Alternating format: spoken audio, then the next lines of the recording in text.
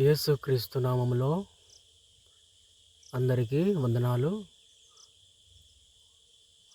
ఇక్కడ చూడండి, ఈగలంటే మీకు తెలుసా? దీన్ని మొసరి తేనె అంటారు.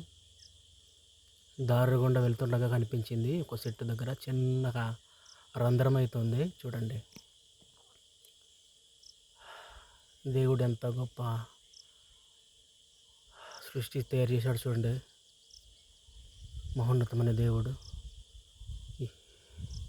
ఈగలు బ్రతకడానికి వాటికి ఇల్లుగా ఏర్పాటు చేశాడు ఒక చెట్టుని దేవుడు.